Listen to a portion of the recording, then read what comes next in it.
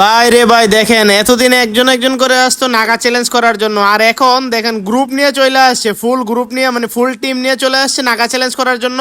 তো তারা কিন্তু দুইটা অথবা তিনটা করে খাবে, খাওয়ার পর তাদের রিয়াকশনটা দেখার জন্য ভাই রেডি হয়ে যান, মানে একদম চোখ দিয়ে কেঁদে দেবে ভাই।